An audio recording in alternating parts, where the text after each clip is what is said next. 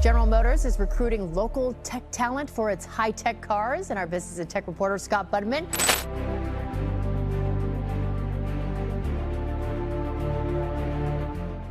Well, the auto industry is a global industry, as you know, and all competition needs to be taken seriously. General Motors has just shattered the limits of innovation, unveiling a revolutionary engine that leaves both electric and gas-powered vehicles in the dust. This stunning breakthrough is being called the pinnacle of the next automotive revolution, launching us into a new era of eco-conscious driving like we've never seen before. But how did GM push past every boundary to create this technology? And what exactly makes this new engine a game-changer? Stay with us as we dive into the words of GM's CEO and explore how this incredible discovery is set to transform the future of transportation. The development of compressed air vehicles. General Motors' quest for an alternative to electric vehicles, EVs, led them down a fascinating path, eventually stumbling upon compressed air technology. While compressed air had its moment in the 19th century, powering mine locomotives and trams across European cities like Paris, it faded into obscurity with the rise of internal combustion engines. However, in the early 2010s, a French car manufacturer, Peugeot, had a vision, marrying compressed air with internal combustion engines to create a hybrid marvel. Although Peugeot's prototypes didn't venture far from the testing grounds, they ignited a spark of interest across the automotive industry, catching the eye of GM and other car manufacturers. In February 2007, Motor Development International, MDI, which is a compressed air engine car company, even struck a notable partnership with Tata Motors, injecting a dose of credibility into their venture into compressed air vehicles. However, by 2012, progress on their platform hit a snag, with no updates or plans for commercialization. The passing of Guy Negre, founder of MDI, coupled with the efficiency limitations of air propulsion, cast a shadow over the project. Despite efforts from industry players like Peugeot and Viola, hurdles such as government support favoring electric and hybrid cars posed obstacles to broader adoption. Meanwhile, Zero Pollution Motors, based in the US, ventured into air-powered cars using an MDI design called the AirPod. However, uncertainty loomed over their production timeline. The vehicles even garnered attention on the US reality television show Shark Tank in May 2015. Despite setbacks, MDI persisted, with Negre's son now at the helm. In 2019, they unveiled the AirPod 2, an updated model offering hybrid refueling and speeds of up to 80 kilometers per hour. Yet concrete production plans remained elusive. Despite the challenges, MDI remains resolute in its mission to commercialize compressed air vehicle technology. While the dream of mass production still hangs in the balance, it's remarkable how century-old ideas, like compressed air energy storage, resurface as solutions to modern-day technological challenges. Recognizing the potential of compressed air vehicles, GM has also embarked on a journey of research and development running parallel to their endeavors in EVs and internal combustion vehicles.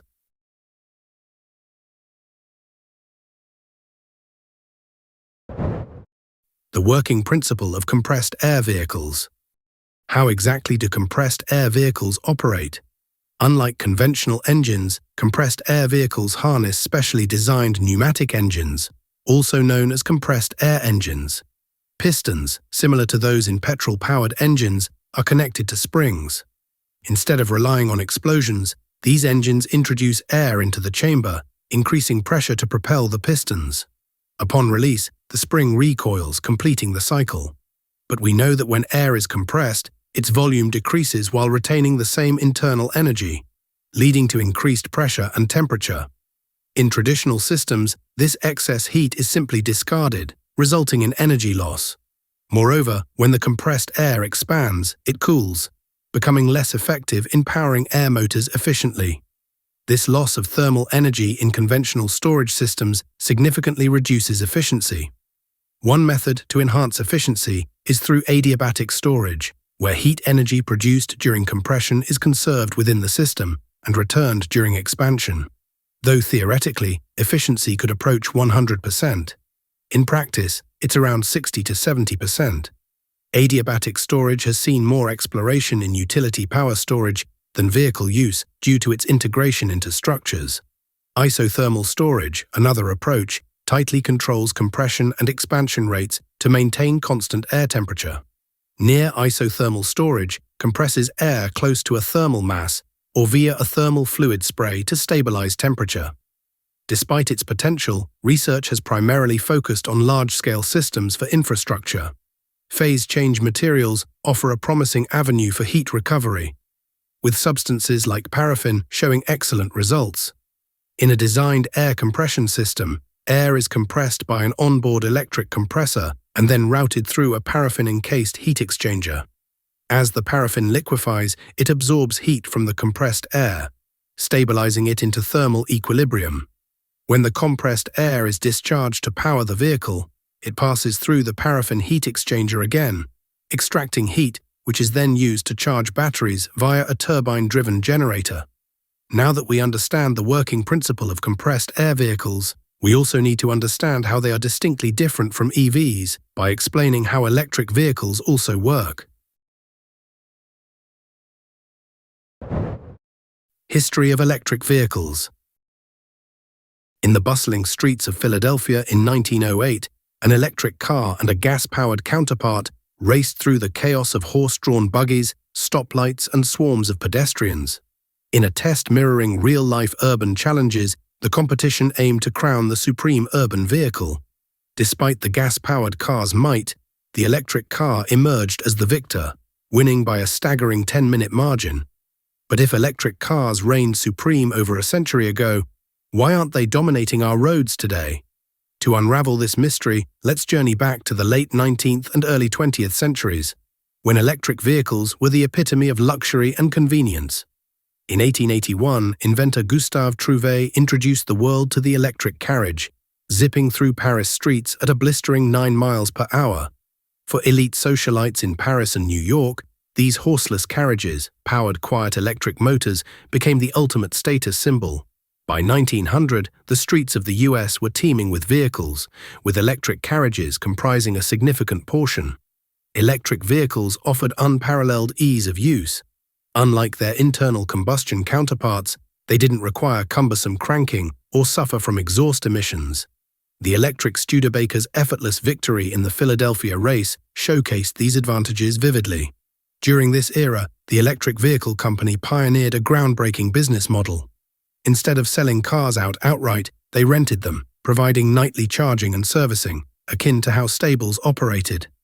The electric car's glory days were short-lived. Scandal rocked the electric vehicle company, leading to its downfall in 1901. Meanwhile, Henry Ford's mass production of gas-powered vehicles, coupled with advancements like the electric starter, shifted public attention towards internal combustion engines. Paved roads extended into rural areas where charging infrastructure was scarce, further favoring gas-powered vehicles.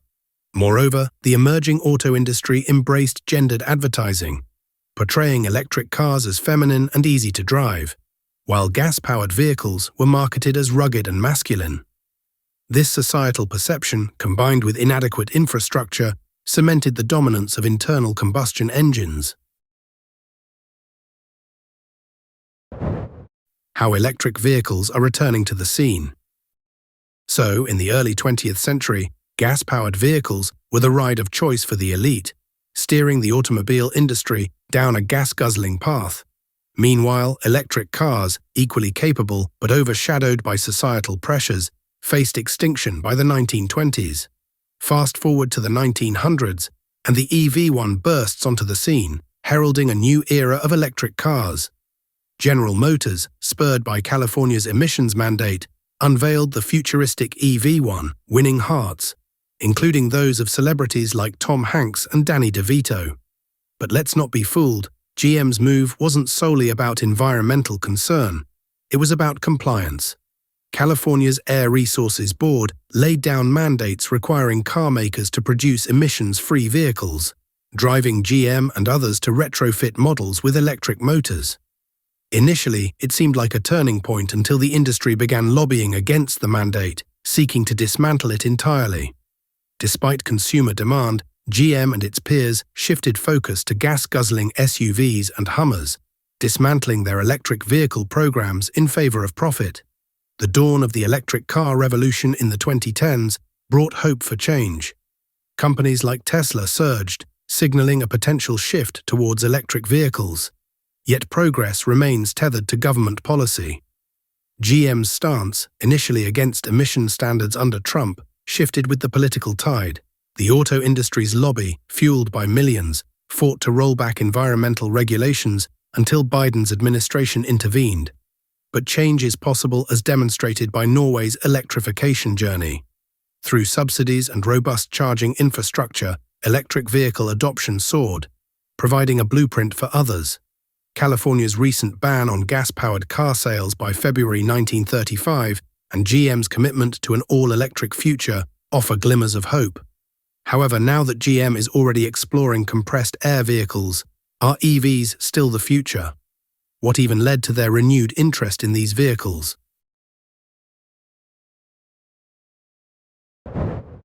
The hidden challenge with electric vehicles. While many have been promoting these vehicles, giants like General Motors, Ford, Hyundai, and Rivian are grappling with the soaring costs of battery materials and navigating the complexities of new EV tax credit incentives, which offer discounts on domestically manufactured cars. These shifts are reshaping the industry's landscape, raising questions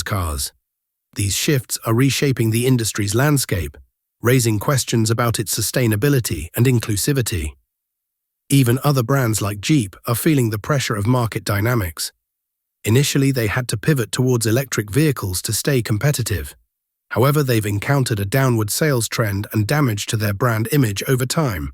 Take the Jeep Wrangler, for example. In 2015, it was priced at around $35,000 to $38,000. But by 2023, the tag had skyrocketed to $52,000. This steep increase isn't solely due to inflation or supply chain disruptions, but reflects Stellantis's strategic move to position Jeep as a luxury brand. However, this tactic, coupled with quality control issues, has taken a toll on Jeep's reputation. Automakers like Stellantis, Ford, and GM are facing the challenge of selling EVs at a loss or subsidizing their losses with profits from their internal combustion business. Similarly, Volkswagen had to lower the prices of their ID.3 multiple times in China to stay competitive. Furthermore, luxury features once considered optional are now becoming standard in EVs, such as automated car parking and subscription-based services for heated seats by BMW. Compressed air vehicles' advantage over electric vehicles and the problems. Let's unravel the benefits of compressed air over EVs and internal combustion engines. Firstly, it's 100% pollution-free, leaving behind no environmental footprint.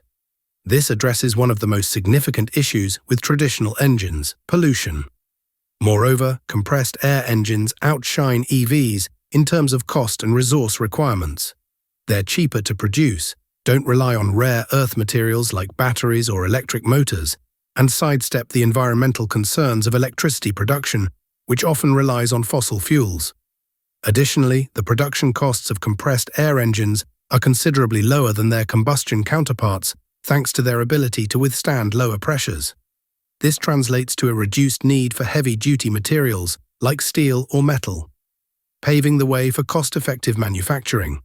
While they may not rival electric vehicles in all aspects, these advantages are noteworthy.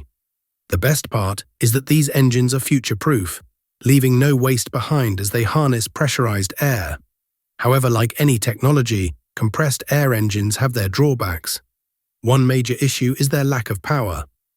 Pressurized air, despite its abundance, has low energy density, resulting in underwhelming torque. Additionally, the need for high RPMs strains the engine and poses challenges for lubrication. But the biggest hurdle? Efficiency. As mentioned earlier, despite the seemingly free source of compressed air, most prototype vehicles have a limited range, often less than 100 miles. This makes long trips impractical and raises concerns about frequent refueling.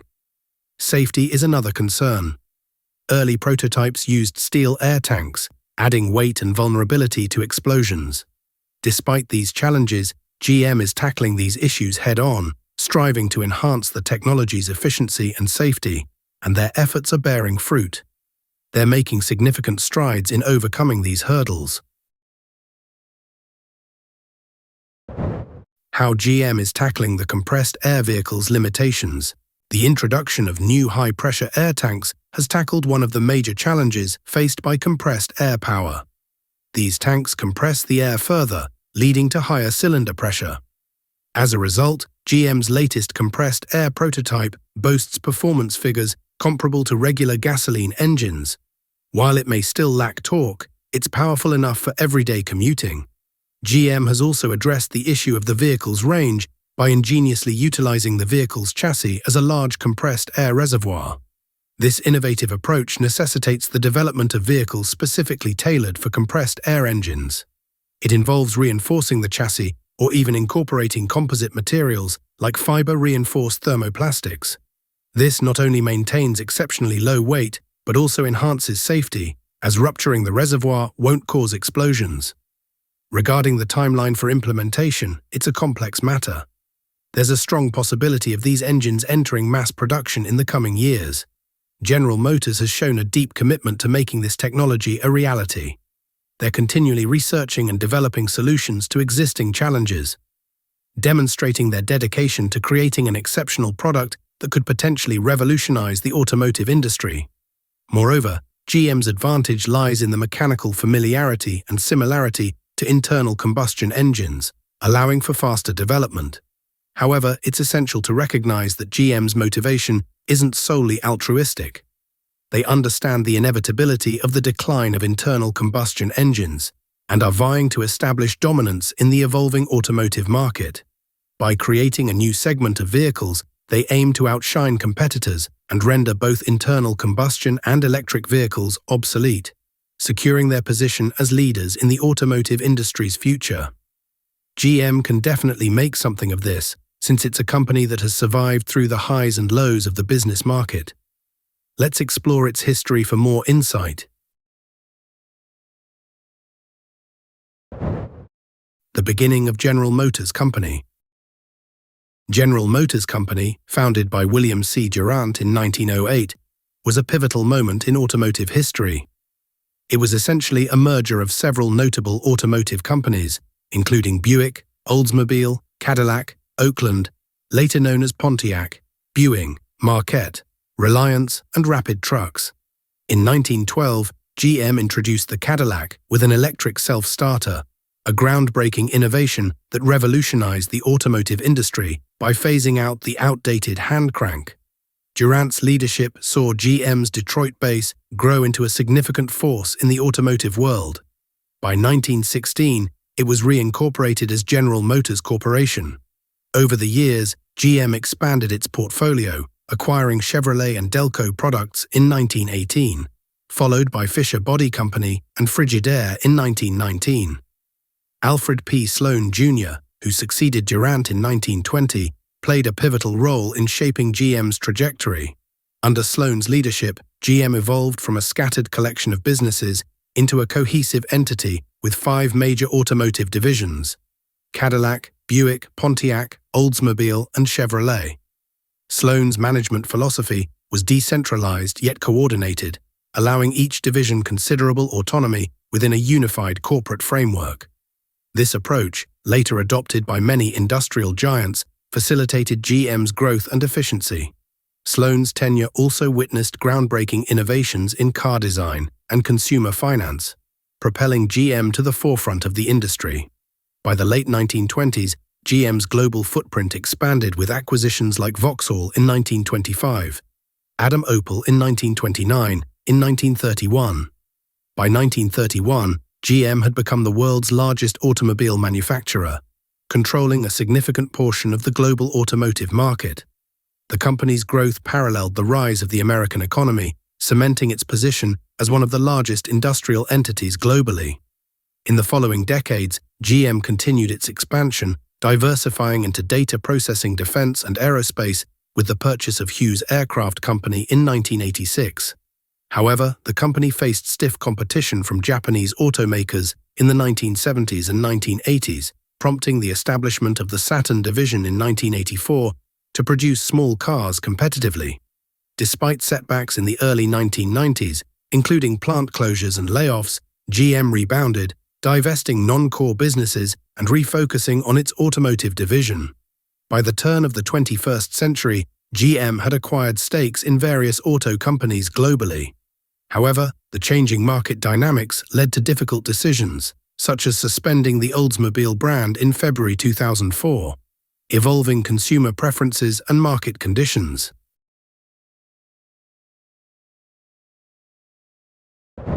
How GM got out of financial troubles to become a leading company. Toyota Motor Corporation surpassed General Motors as GMAC. GMAC, founded in 1919 to facilitate installment sales of GM products, later expanded into other businesses. In 2006, GM sold a 51% stake in GMAC to Cerberus Capital Management, eventually rebranding it as Ally Financial. Additionally, GM divested its real estate units and mortgage divisions in December 8.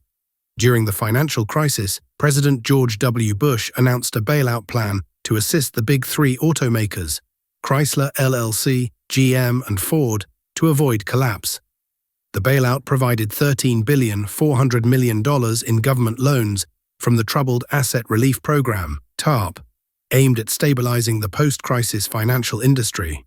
General Motors received financial aid to continue operations, subject to demonstrating financial viability or repaying the funds within 30 days while restructuring the company.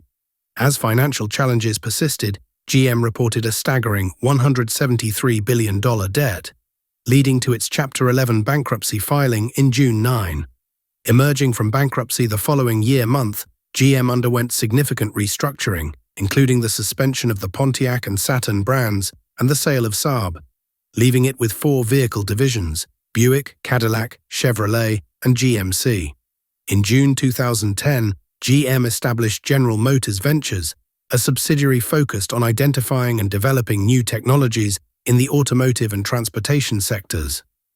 Later that year, GM made a triumphant return to the stock exchange with one of the largest initial public offerings in U.S. history. Despite this success, GM faced setbacks in 2014 when it was revealed that faulty ignition switches in numerous car models had led to over 120 deaths. The subsequent recall cost GM $1.5 billion and caused a significant drop in its shares. Under the leadership of CEO Mary Barra, GM navigated through the scandal and rebounded with strong profits and record sales from 2014 to 2016. In 2016, GM invested $500 million in the transportation network company Lyft, signaling its commitment to future transportation technologies. However, its European division continued to struggle, leading to the sale of Opel and Vauxhall to PSA Group in 2017, marking the end of GM's European operations. The COVID-19 pandemic further impacted GM's financial performance, recording a net loss of $758 million in the second quarter of 2020. Despite this, GM announced an alliance with Honda in September 2020, aiming to collaborate on purchasing, research, and vehicle development. Additionally, in April 2021, GM pledged to allocate a larger portion of its advertising budget to black media, reflecting its commitment to diversity and inclusion initiatives. Beyond their collaboration, they are now working on the compressed air vehicle. But are they the only company in this race? Peugeot's attempt on compressed air vehicles. Interestingly, this isn't the first attempt by a major manufacturer to integrate compressed air into vehicles. Peugeot ventured into this territory about a decade ago with a hybrid version of their Peugeot 2008 crossover. This innovative drivetrain, unlike traditional hybrids that rely solely on electricity, harnesses the power of compressed air as a secondary source of propulsion. So how does it work? The hybrid air system features a hydraulic motor and pump that are powered by compressed air. When the car brakes, the regenerative braking system generates energy, which is used to refill the storage tank with compressed air. This means that energy is recycled, making the car more energy efficient. One of the remarkable aspects of this technology is its weight. the hybrid air system adds only about 100 kilograms to the weight of a conventional car, which is roughly half the weight of an electric battery-powered hybrid system. This lighter weight contributes to better fuel efficiency, and performance. In terms of driving, the conventional engine kicks in for highway driving at speeds of 70 kilometers per hour and above. However, in urban settings where speeds are typically lower, the air power takes over, operating at speeds of 70 kilometers per hour or below. This dual-mode operation optimizes fuel consumption depending on the driving conditions. Peugeot claims that the hybrid air technology can deliver fuel savings of up to 45% for urban driving compared to conventional engines, with an overall fuel saving of 35%. The powertrain achieved an impressive 120 miles per gallon, a promising feat in the realm of fuel efficiency. These savings could potentially have a significant impact on reducing both fuel costs for consumers and carbon emissions from vehicles. Despite the initial success, Peugeot abruptly abandoned the project, citing lack of profitability as the reason. However, this explanation seems dubious to many, including us.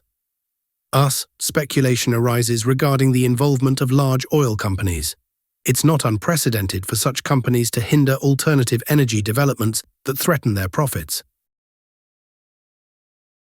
The mysterious demise of an inventor in the past. Let's consider the case of Stanley Allen Meyer in the mid-1990s. Meyer devised a water fuel cell capable of running cars exclusively on water. When he made his invention public, he faced relentless pressure from oil giants to cease his work. Despite the opposition, Meyer persisted, seeking funding for further development. Tragically, on March 20, 1998, Meyer collapsed and died minutes after dining with Belgian investors, amidst allegations of poisoning. The circumstances surrounding his death, coupled with the sudden disappearance of his vehicle and prototypes, raised suspicions. Stanley Meyer, born on August 24, 1940, was a visionary inventor from a young age. Alongside his twin brother Stephen, he was always tinkering and creating. Their childhood was filled with the joy of building their own toys and gadgets. As Stanley grew older, he pursued his passion for innovation, securing numerous patents across various fields, including automotive, biking, and medical equipment. His inventive spirit was so remarkable that the Patent Office recognized his genius, granting him a special preference for his patents. In fact, he applied for a staggering 200,000 patents in his lifetime, showcasing his exceptional creativity and forward-thinking mindset. His inventions weren't just incremental advancements, they were often leaps ahead of their time, earning admiration from experts. Beyond his individual projects, Stanley contributed to significant advancements in aerospace technology through his work with NASA's Gemini space program. He also lent his expertise to the Berthold Foundation, a research and development firm focused on technical innovation. What's remarkable is that many of Stanley's projects were self-funded or received minimal external backing. Despite this, his groundbreaking inventions caught the attention of the global community, earning him accolades such as the Best Inventor Award in 1993 and support from countries like Canada, Sweden, and England. However, one of Stanley's most ambitious projects, the hydrogen car, garnered significant attention and controversy. It wasn't just an eco-friendly endeavor. It was a response to the oil crisis of 1975 when Saudi Arabia cut oil supplies to the US, causing prices to skyrocket and the automotive industry to suffer. Stanley's hydrogen car aimed to address this dependency on fossil fuels by utilizing hydrogen extracted from water as an alternative fuel source. The concept was revolutionary. It split water into hydrogen and oxygen, burning the hydrogen to power the vehicle while releasing oxygen as exhaust. This process, known as electrolysis, offered a sustainable solution with abundant water as the fuel source. His prototype buggy, powered by this technology, toured the country, impressing onlookers with its ability to generate hydrogen from tap water. Stanley claimed that his invention could achieve what many thought impossible, turning ordinary water into fuel. Stanley Meyer's journey with his water-fueled car captured the imagination of many. But it wasn't just a sideshow spectacle. He showcased his invention to esteemed individuals, including Professor Michael Langton and Dr. Keith Hindley, both highly educated and respected in their fields. Their endorsement added credibility to Mayer's claims and garnered widespread attention. However, skepticism began to mount in 1996 when allegations of fraud surfaced. Lawsuits were filed against Mayer, and his invention faced intense scrutiny. Expert witnesses testified in court, debunking the revolutionary claims and attributing the technology to conventional electrolysis. Despite Mayer's insistence on the legitimacy of his invention, the court ruled against him, demanding repayment to investors. However, some defended him, including Judge Roger Hurley, who vouched for Mayer's character, emphasizing that he was not someone he would consider dishonest. But then, Mayer's life took a tragic turn on March 21, 1998. While dining at a restaurant with his brother Stephen and two Belgian investors, he was poisoned and died under mysterious circumstances. Stephen vividly recalled the events of that evening, recounting how Stanley suddenly fell ill after taking a sip of cranberry juice, then rushed outside and collapsed, vomiting violently. His dying words implicated poisoning, leaving a haunting question mark over his death. Although a 3-month police investigation concluded that Mayer died of a cerebral aneurysm, many who knew him believed he was murdered. They speculated that his groundbreaking invention, which promised free energy, could have threatened powerful interests. Mayer's patents had attracted significant attention from governments, mysterious foreign visitors, and lucrative buyout offers, adding fuel to suspicions of foul play. Stephen Mayer even suspected the two Belgian investors present during Stanley's death, noting their eerie silence and lack of reaction upon hearing the news. Their behavior fueled mistrust, leaving lingering doubts about their involvement. However, the perpetrator and motives behind Mayer's murder remain elusive, shrouded in mystery and unanswered questions, leaving his untimely death unresolved. Are higher powers impeding development? The allure of Mayer's invention threatened powerful interests. If his technology proved viable, it could disrupt the lucrative oil industry and challenge the status quo. Governments and shadowy figures reportedly approached Mayer with offers to buy his patent, but he steadfastly refused, adding layers of intrigue to his story. Was Mayer's invention feasible, or was it simply a pipe dream? The science behind electrolysis suggests significant energy inefficiencies, casting doubt on the practicality of his water-fueled car. Yet, eyewitnesses attested to its functionality, perplexing skeptics and believers alike. While these events may seem like mere coincidences, it's not unreasonable to question whether oil companies played a role in suppressing alternative energy innovations. Their vested interests in maintaining the status quo, even at the expense of environmental progress, are evident. This narrative underscores the influence and power of the fossil fuel industry in shaping energy landscapes. The reluctance of major corporations to embrace sustainable alternatives highlights the challenges faced by innovators striving to revolutionize the automotive industry. Despite advancements in technology and growing environmental awareness, profit-driven motives continue to hinder the widespread adoption of cleaner energy solutions. Thanks for watching. See you in our next video.